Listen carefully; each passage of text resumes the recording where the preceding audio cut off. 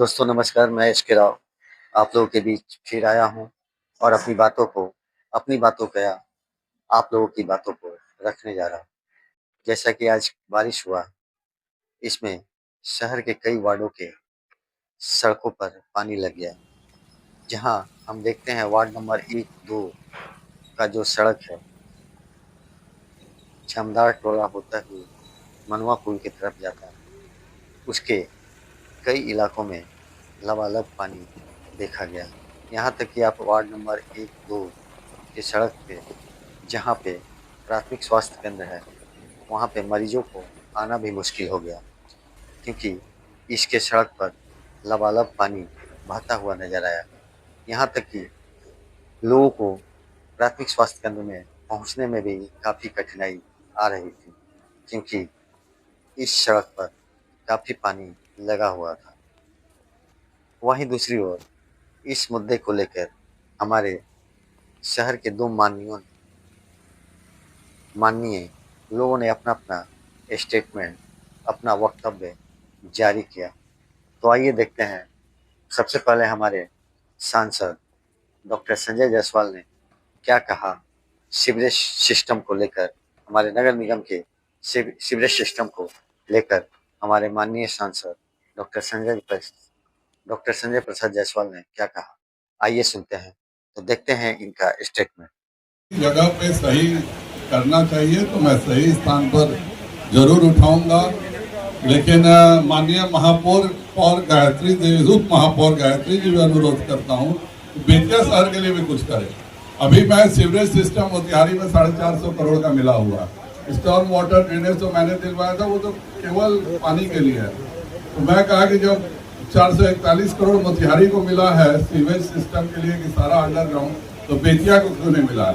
तो पता चला कि बेतिया के नगर निगम ने सीवरेज सिस्टम का अभी तक प्रोपोजल ही नहीं दिया।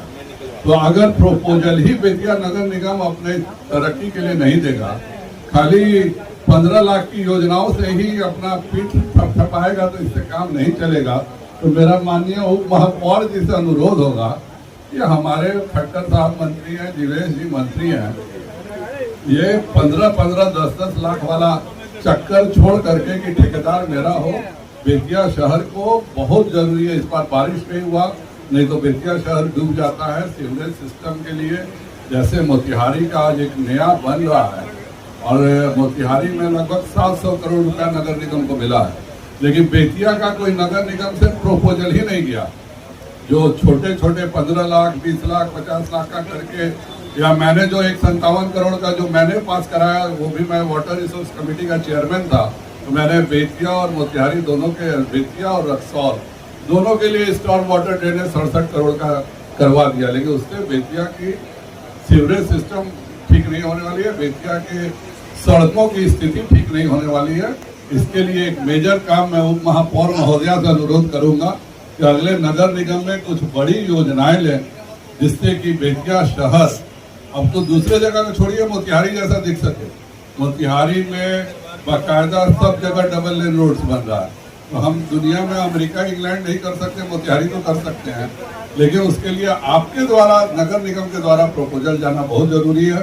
इसलिए मैं उप महापौर जी से मैं भी मांग कर लेता हूं, जब रेणु दीदी हमसे मांग कर रही हैं, तो मैं सांसद होके उप महापौर से मांग कर लेता हूं कि अगली बैठक में बेतिया के बड़े प्रपोजल का कुछ बढ़वाएं, 200-300 करोड़ की चीजें बढ़वाएं, जिसके हम लोग दिल्ली में जाके झगड़ा करके पैसे ला सके। पैसा तो आपको लाना नहीं है, तो केवल आपका प्रोपोजल जाना चाहिए। अगर नगर निगम प्रोपोजल ही बड़ा नहीं भेजेगा तो फिर पैसे कैसे आएंगे। तो जरूर उप महापौर महोदय मेरी बात का ध्यान रखेंगे। बहुत बहुत आप सबको इस भूमि पूजन में आने के लिए बहुत बहुत धन्यवाद। हमने माननीय सांसद डॉक्टर संजय प्रसाद जायसवाल के वक्तव्य को सुना, जाना। अब हम इनके बेतिया नगर निगम की महापौर गरिमा देवी शिकारिया का भी स्टेटमेंट सुनते हैं, और आप भी जरा गौर फरमाइए कि दोनों माननीयों के वक्तव्यों में क्या है और क्या देख रही है जनता। तो आइए देखते हैं गरिमा देवी शिकारिया का वक्तव्य। नमस्कार, मैं गरिमा शिकारिया, मेयर नगर निगम बेतिया।